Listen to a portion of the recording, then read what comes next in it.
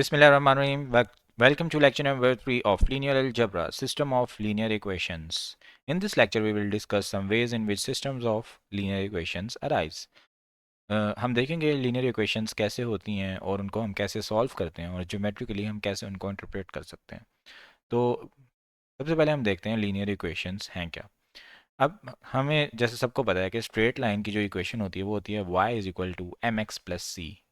क्या होता है ये हमारे पास एक ग्राफ है और उसका ये ओरिजिन है. ठीक है, तो इसके अंदर हमारे पास कोई लाइन है. ठीक है, तो इस लाइन का जो स्लोप होगा ना कि अब इस लाइन का स्लोप कम होगा, इसका ज़्यादा होगा, तो ये जो स्लोप की वैल्यू होती है ये होती है m.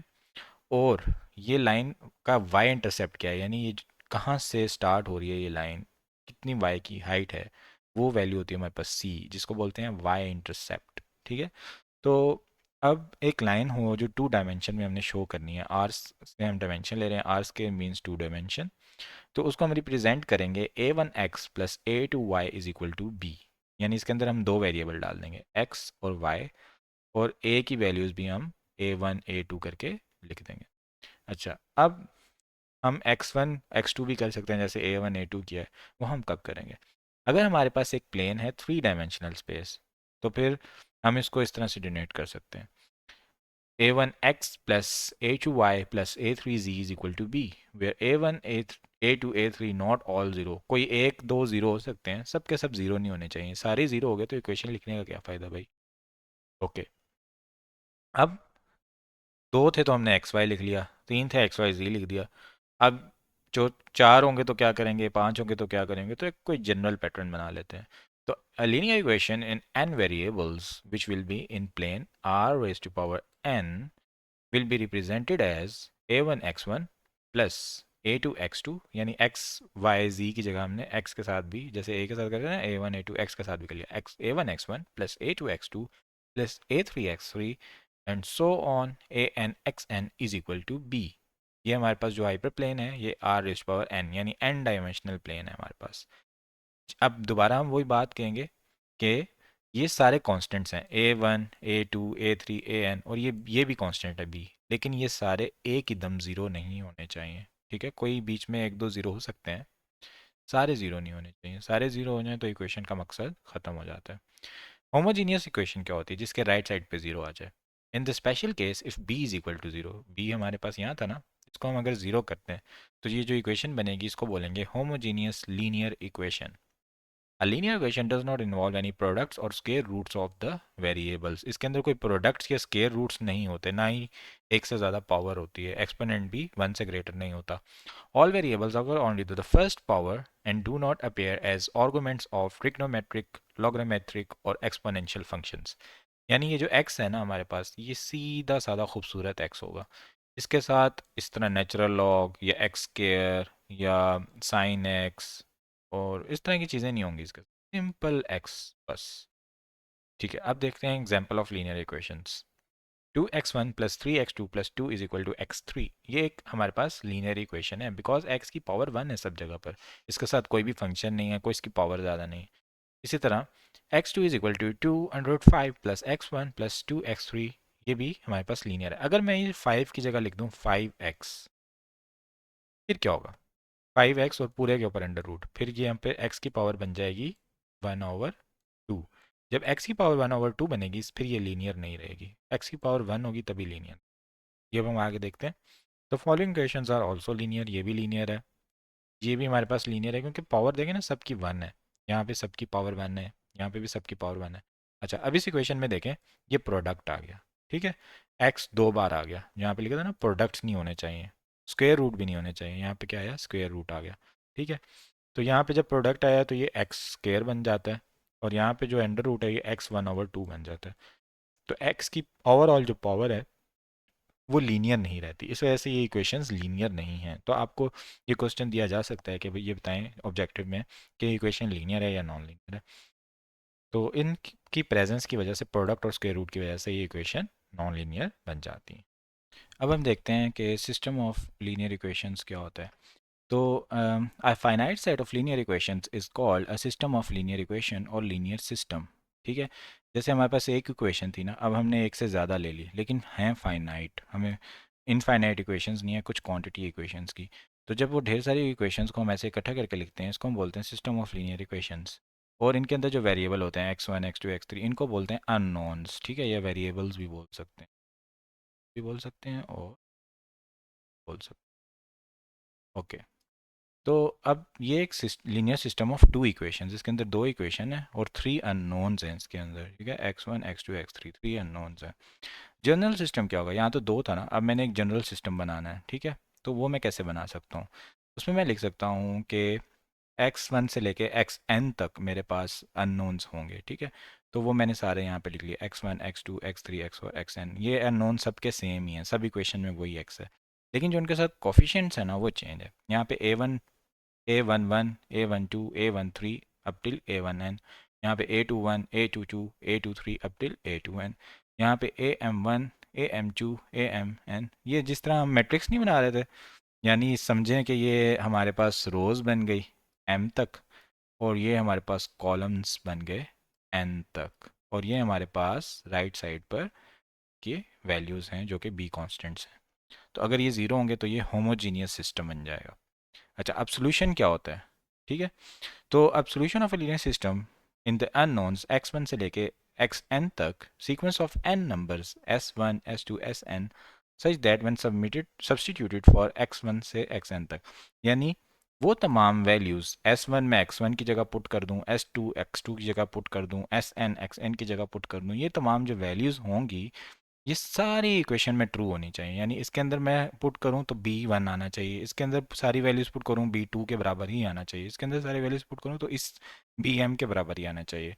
तो ये जब सारे सॉल्यूशंस x की तमाम वैल्यूज़ जो इन सारी चीज़ों का सॉल्यूशंस हैं, उनको जब मैं एक सेट की फॉर्म में लिख दूं तो इसको बोलते हैं सॉल्यूशन सेट।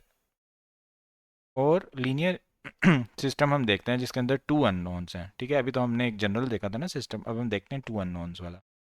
तो अब जब हमारे पास एक प्लेन है, टू डायमेंशनल प्लेन, ठीक है, ये आर स्क्वायर जहाँ लिखोगे इसका मतलब टू डायमेंशन।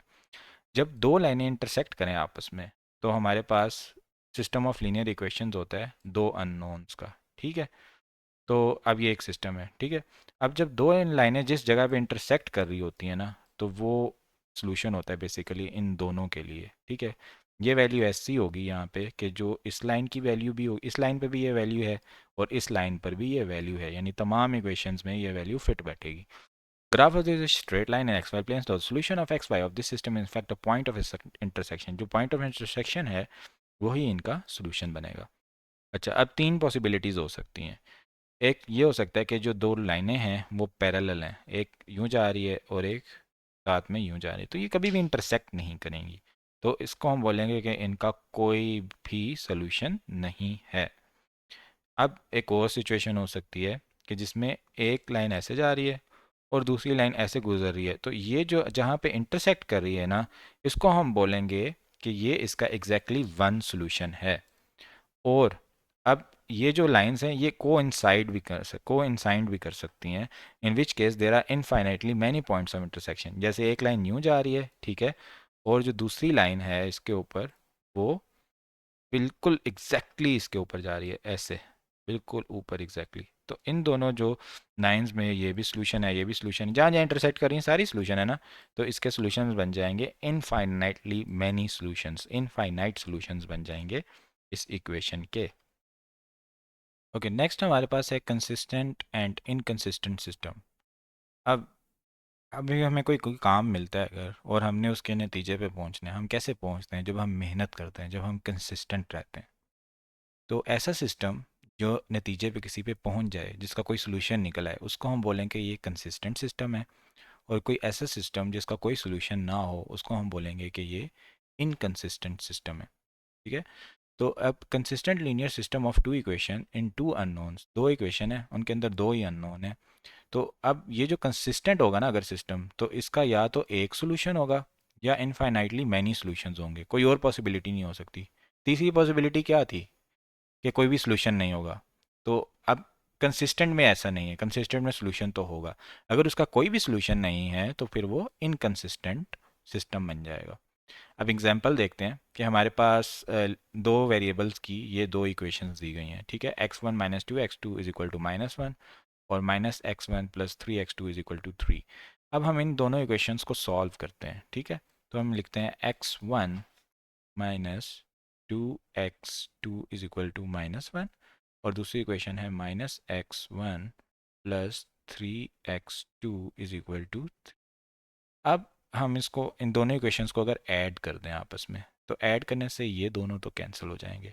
यहाँ पे बच जाएगा हमारे पास x two is equal to three में से अगर वन को माइनस करें तो टू आ जाएगा। तो हमारे पास जो एक्स टू की वैल्यू आएगी that will be is equal to to.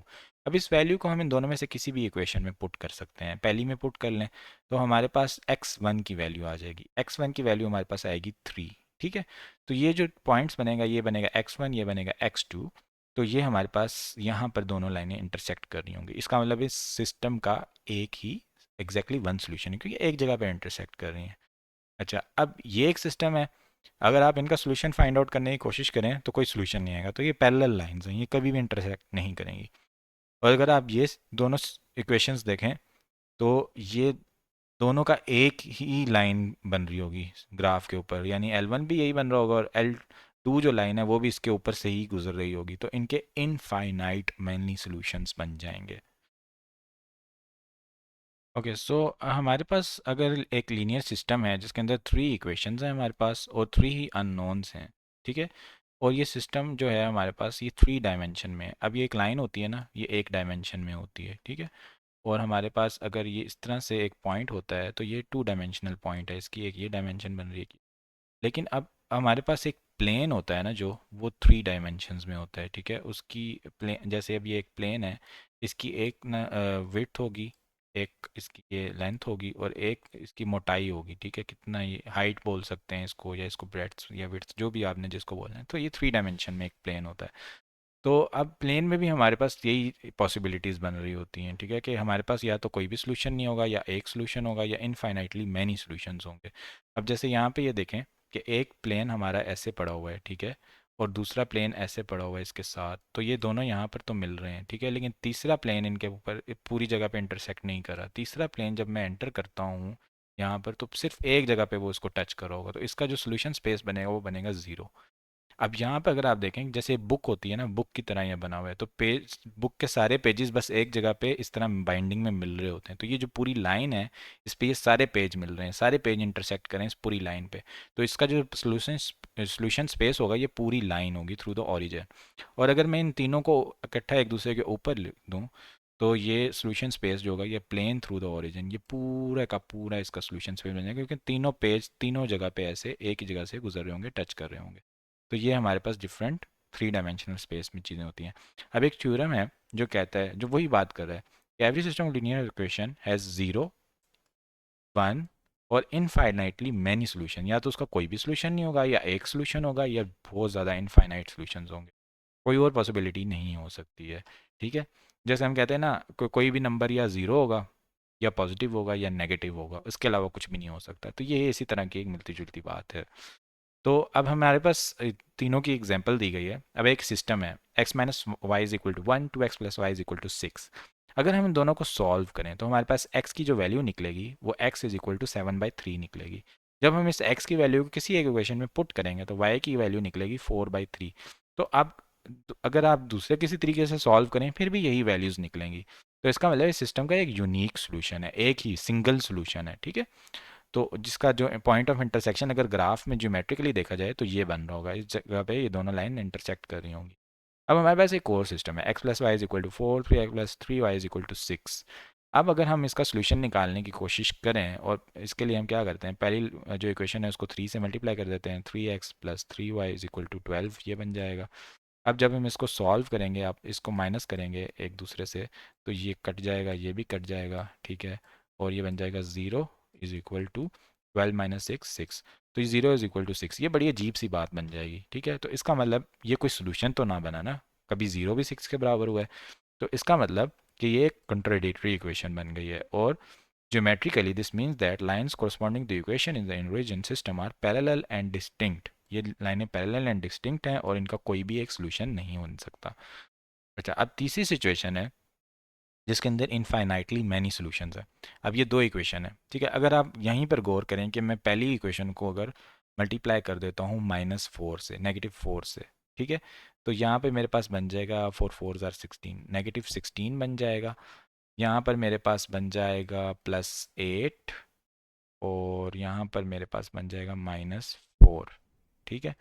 तो अब अगर मैं इन दोनों इक्वेशंस को आपस में ऐड करूं, ठीक है, तो ये मेरे पास 0 = 0 आ जाएगा। या अगर आप इस तरह से भी नहीं समझ आती है आपको, आप कहते हैं 0 = 0 आया, हमें तो कुछ भी समझ नहीं आई, तो मैं क्या करता हूँ, मैं इस इक्वेशन को ना सिंपल 4 से मल्टीप्लाई कर देता हूँ, -4 से नहीं करता। तो 4 4 ज़ार 16, 4 2 ज़ार 8, ये -8 बन जाएगा, और 4 1 ज़ार 4। तो अगर आप देखें कि अब ये दोनों इक्वेशन सेम बन गई हैं, ठीक है। तो जब आप इनकी ज्योमेट्रिकली रिप्रेजेंटेशन करेंगे तो एक ही लाइन बन रही होगी। तो इसका मतलब ये है कि ये जो दो इक्वेशन हमें दी गई हैं, they are exactly same equations and system coincide, the system has infinitely many solutions. अच्छा, जब हमारे पास इनफाइनाइटली मैनी सॉल्यूशंस आ जाते हैं तो हम एक पैरामीट्रिक रिप्रेजेंटेशन कर लेते हैं, ठीक है। For example, it is very convenient to describe the solution set in this case is to express it parametrically. एक वैल्यू ले लेते हैं और उसके पैरामीटर्स डिफाइन कर देते हैं। जैसे फॉर एग्जांपल मैं कहता हूँ y = t, ठीक है, और मैं इक्वेशन को x की फॉर्म में लिख देता हूँ, और मैं कहता हूँ कि t की कोई भी वैल्यू हो सकती है, आपकी मर्जी, आप जो मर्जी वैल्यू ले लो। या मैं x = t लिख देता हूँ और y की फॉर्म में इक्वेशन लिख लेता हूँ। तो कुछ भी मैं कर सकता हूँ। अब जैसे ये इक्वेशन थी मेरे पास, इसके अंदर मैंने y = t लिख दिया, ठीक है। ये इक्वेशन थी 4x - 2y = 1, इसकी जगह है 4x - 2t = 1। अब मैं अगर 2t को साइड पे ले जाऊँ, फिर 4 से डिवाइड कर दूँ, और इस तरह से मैं जब करूँगा तो मेरे पास ये इक्वेशन बन जाए, ठीक है। और मैंने क्या किया, बेसिकली y की जगह t पुट किया हुआ है। तो अब मैं क्या कर सकता हूँ, मैं ये बोल सकता हूँ कि t की कुछ भी वैल्यू ले लो भाई, आपका जो दिल करता है आप ले लो। t = 0 ले लो, t = 1 ले लो, t = -1 ले लो। तो उसके लिए आपके पास डिफरेंट पॉइंट्स आते जाएंगे। तो ये हमने एक पैरामीट्रिक रिप्रेजेंटेशन कर दी है। या y को t कर दें या x को t कर दें, तो वो पैरामीट्रिक रिप्रेजेंटेशन बन जाएगी, और साथ लिख दें कि t can be any value of your choice. उसके बाद हमारे पास एक एग्जांपल है कि हमने ये लीनियर सिस्टम सॉल्व करना है। तो जब हम ये इक्वेशंस को गौर करते हैं, तो पहली इक्वेशन को अगर मैं मल्टीप्लाई कर दूं 6 के साथ, ठीक है, तो ये बन जाएगा 6x - 6y + 12z = 30, ठीक है। और दूसरी इक्वेशन को मैं मल्टीप्लाई कर दूं अगर 3 से, तो ये बन जाएगा 6x - 6y, और 3 4 ज़ार 12z और 30।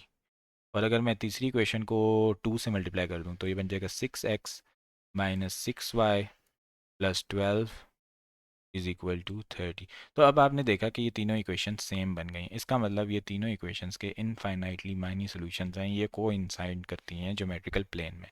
जब इनके ढेर सारे सॉल्यूशंस बनते हैं, तो अब मेरे पास पैरामीटर्स भी ज़्यादा आ गए, इसके अंदर x भी है, y भी है और z भी है। तो मैं क्या करूँ, किसी दो पैरामीटर्स की जगह t1 और t2 पुट कर दूँ, ठीक है। तो मैं y की जगह t1 पुट कर देता हूँ और z की जगह t2 पुट कर देता हूँ, और इस क्वेश्चन को ऐसे ही लिख देता हूँ। और फिर मैं बोल दूंगा कि भाई t1 की जगह आप कुछ भी ले लो, t2 की जगह आप कुछ भी ले लो, जो भी आपका दिल करता है। फॉर एग्जांपल t1 की जगह 2 ले लेते हैं, t2 की जगह 3 ले लेते हैं, तो ये इसका एक सोल्यूशन बन जाएगा। अगर इनकी जगह कोई और वैल्यू ले लेंगे तो कोई और सोल्यूशन बन जाएगा।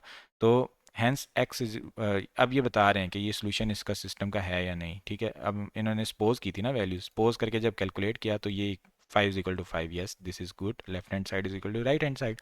तो हम कह सकते हैं कि ये इसका एक सोल्यूशन है। तो इसके इनफाइनाइट सोल्यूशन बन सकते हैं, आप वाई की कुछ भी वैल्यू ले लें, जी की कुछ भी वैल्यू ले लें, डिफरेंट इसके सोल्यूशन बन सकते हैं।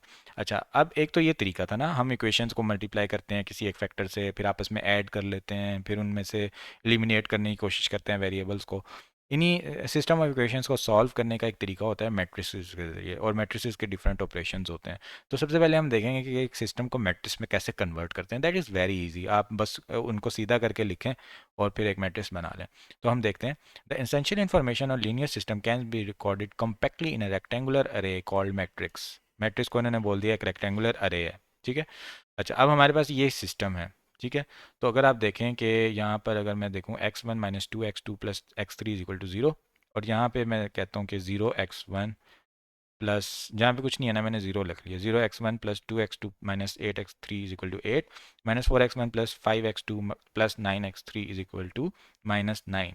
अगर मैं इसका कोफिशिएंट का मैट्रिक्स बनाऊँ, कोफिशिएंट क्या है इसके, ये a11, ये a12 और ये a13, नहीं a21, ये मैट्रिक्स अगर मैं इन सारे एलिमेंट्स का बनाऊँ तो मेरा सिर्फ कोफिशिएंट का मैट्रिक्स क्या बन जाएगा, ये आ जाएगा 1, ये आ जाएगा 0 और -4, ये आ जाएगा 2 + 2 + 5, ये -2 + 2 + 5, ये जगह 1 - 8 + 9, 1 - 8 + 9, तो इसको हम बोलते हैं कि ये कोफिशिएंट मैट्रिक्स है इस सिस्टम का।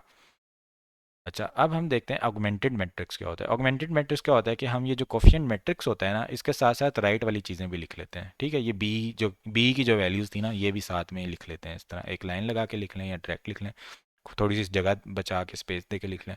तो जब हम इस तरह से लिखेंगे तो इसको हम बोलते हैं कि ये augmented matrix of that system है, जिसके अंदर कोफिशिएंट मैट्रिक्स भी होता है और एडेड कॉलम, एक कॉलम ऐड कर देते हैं containing the constant from the right side of the equation, जहाँ जो बी की वैल्यूज़ थी it is denoted by a subscript b. ठीक है, ए मैट्रिक्स का नाम था और उसके अंदर ये सारे कोफिशिएंट्स थे और साथ सबस्क्रिप्ट बी लिखूंगा तो इसका मतलब बी की वैल्यूज़ भी ऐड हो गई। अच्छा, अब इसको जब हम लिखेंगे तो ये बाकी सारा कोफिशिएंट मैट्रिक्स ऐसे आ जाएगा। ये जो वैल्यू थी 0 8 - 9, ये मैंने यहाँ पर लिख दी। बेशक दरमियान में लाइन लगा लूँ, बेशक थोड़ी स्पेस दे दूँ ताकि पता चल जाए कि अच्छा, जो इक्वेशन थी ना वो इस तरह नहीं था कि ये x1 था और ये x2 था और ये x3 था और ये x4 था। ऐसे भी तो कंफ्यूज हो सकते हैं ना अगर लाइन ना लगाएं। तो आप देखेंगे एक जो मैथमेटिशियंस होते हैं वो बीच में लाइन लगा लेते हैं या जगह ज़्यादा छोड़ देते हैं ताकि इसको b से या x4 से आपस में कंफ्यूज ना कर रहे हो। ठीक है, या तो पहले से पता हो ना कि सिस्टम 3 इक्वेशंस का था और 3 अननोन्स थे, फिर तो मुझे पता चल जाएगा। अगर मुझे पता ही नहीं सिस्टम के कितनी इक्वेशंस का था, 4 का था, 5 अननोन्स थे, तो फिर तो मुझे पता नहीं चलेगा ना कि ये मैंने कोफिशिएंट मैट्रिक्स लिखा है या क्या लिखा है। हाँ, इस चीज़ से पता चल रहा है, ये ए सबस्क्रिप्ट बी लिखा है ना, इससे मुझे पता चल रहा है कि ये ऑगमेंटेड मैट्रिक्स है। अच्छा, अब किसी भी सिस्टम को सॉल्व कैसे करते हैं, इसके लिए डिफरेंट मेथड्स देखेंगे, नंबर ऑफ मेथड्स हैं और first of them is given below successive elimination method. एक होता है सक्सेसिव एलिमिनेशन, एलिमिनेशन कर देते हैं कैसे, नॉर्मली जो हम कर रहे होते हैं ना एलिमिनेशंस, सबसे पहले हम x1 को एलिमिनेट कर देंगे, बाकी को रख लेंगे, फिर x2 को एलिमिनेट कर देंगे, बाकी को रख लेंगे। तो इस तरह से हम कर रहे होते हैं, तो ये चीज़ हम देखते हैं। In this matter the x1 term in the first equation of a system is used to eliminate x1 terms in other equations. ठीक है, सारी इक्वेशन से x1 माइनस करने ख़त्म करने की कोशिश करेंगे। क्या करेंगे, इसको -4 से मल्टीप्लाई कर, सॉरी +4 से मल्टीप्लाई कर देंगे, यहाँ पे वैसे ही जीरो है, सारी इक्वेशन को आपस में ऐड करेंगे, x1 खल्लास हो जाएगा। Plus we use x2 term in the second equation to eliminate x2 terms in other equations, फिर x2 को एलिमिनेट करेंगे, बाकी को बचा लेंगे, फिर x3 को एलिमिनेट करेंगे, बाकी को बचा लेंगे, फिर जितने भी इस तरह हैं चलते जाएंगे, so on until we finally obtain a very simple equivalent system of equations. फिर हमारे पास एक सिंपल सा सिस्टम आ जाएगा। अब ये एग्जाम्पल है।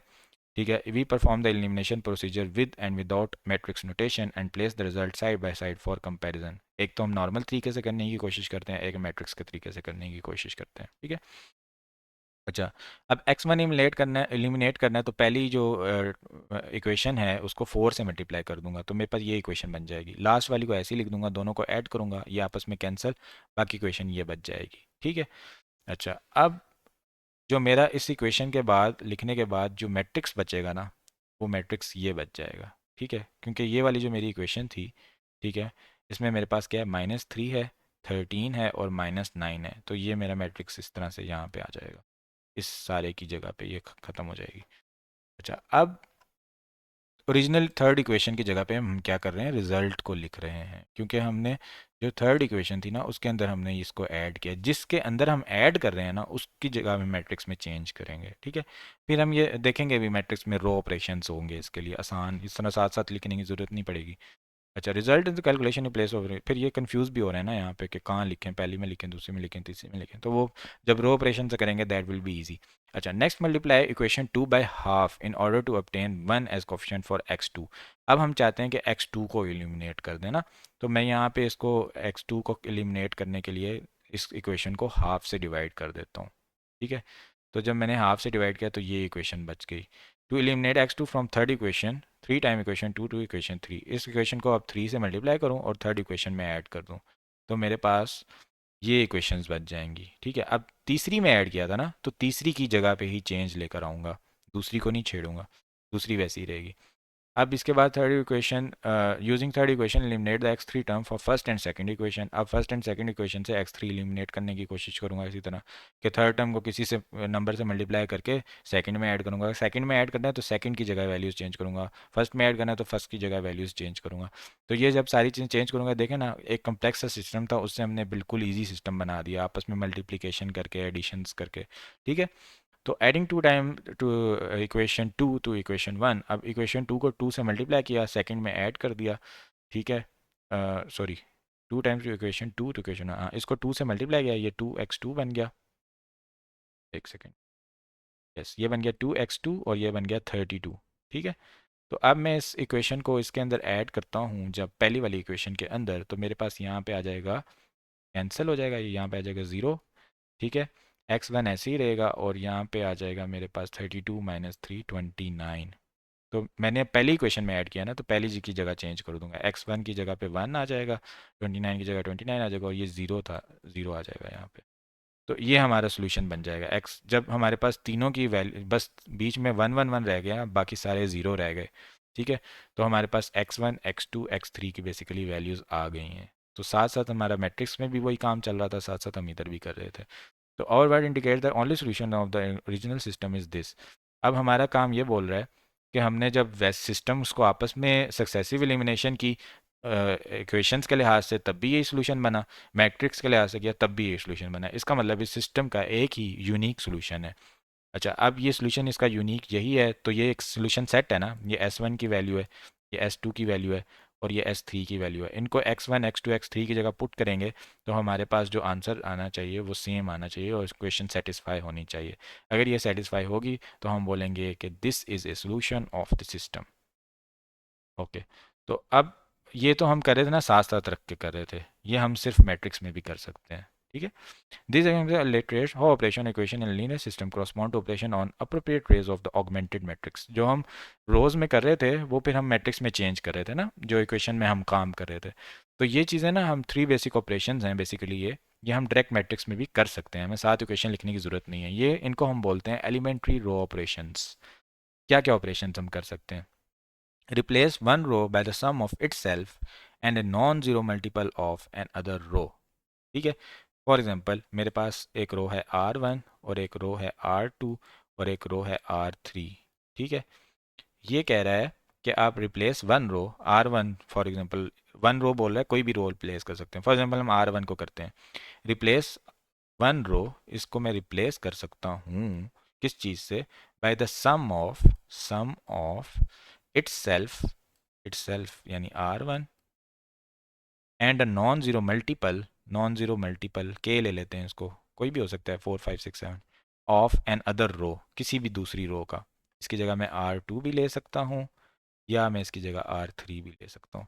यानी ये ऑपरेशन मैं परफॉर्म कर सकता हूँ, किसी भी रो को किसी नंबर से मल्टीप्लाई करूँ, इस रो को किसी नंबर से मल्टीप्लाई कर लूँ या इसको किसी से मल्टीप्लाई और इस रो के अंदर ऐड कर लूँ। जिस रो के अंदर ऐड कर रहा हूँ ना, वो रो चेंज हो जाएगी और नया रिजल्ट उसकी जगह पे आ जाएगा। तो ये ऑपरेशन मैं एक तो परफॉर्म कर सकता हूँ, रो ऑपरेशन। ठीक है, अच्छा इंटरचेंज भी कर सकता हूँ दो रोज़ को, ये R2 की जगह मैं कर दूँ R3 और R3 की जगह मैं कर दूँ R2, इस तरह आपस में स्विच कर सकता हूँ, पोजीशन इनकी इंटरचेंज कर सकता हूँ।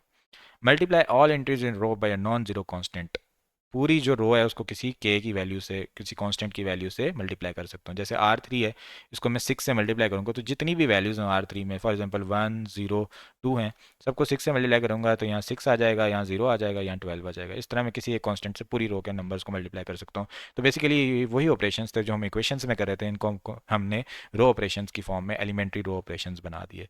ठीक है, अब रो इक्विवेलेंट मैट्रिक्सेस क्या होते हैं? रो इक्विवेलेंट मैट्रिक्सेस वो होते हैं जिनके a matrix B is said to be a row equivalent to the matrix A of same order of if B can be obtained from A by performing a finite sequence of elementary row operations of A। अच्छा, एक तो हमारे पास equivalent matrix थे खाली, equivalent matrix या equality of matrix हम देख रहे थे, उसमें तो दोनों मैट्रिक्स तभी बराबर होंगे जब उनके तमाम एलिमेंट्स बराबर होंगे।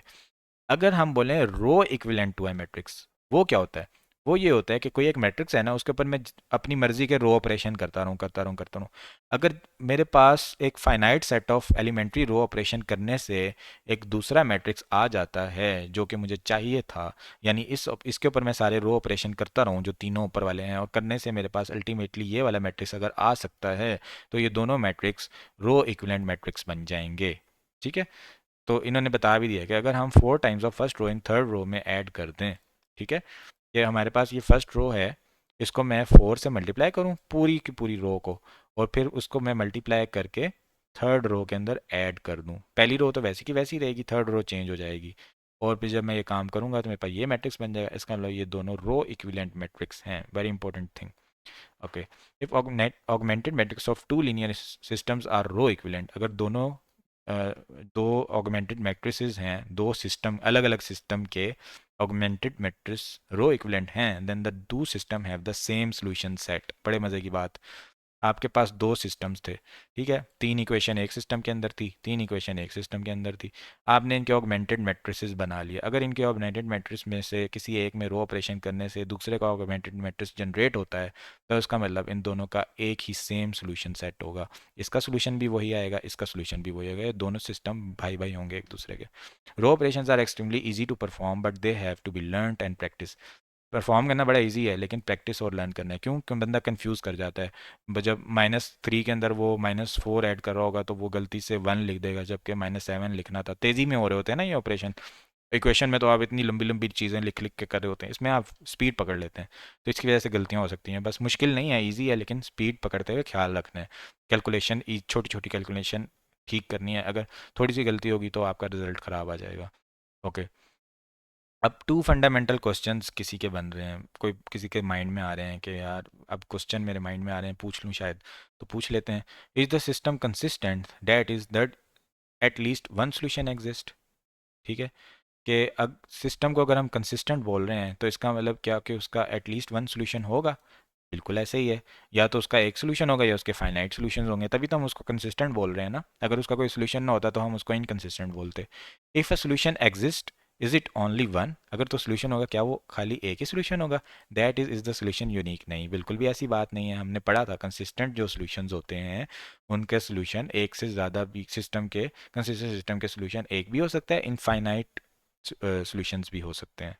ओके, तो हमारे पास ये एग्जांपल 6 है, इसको हम सॉल्व करेंगे by the help of matrix.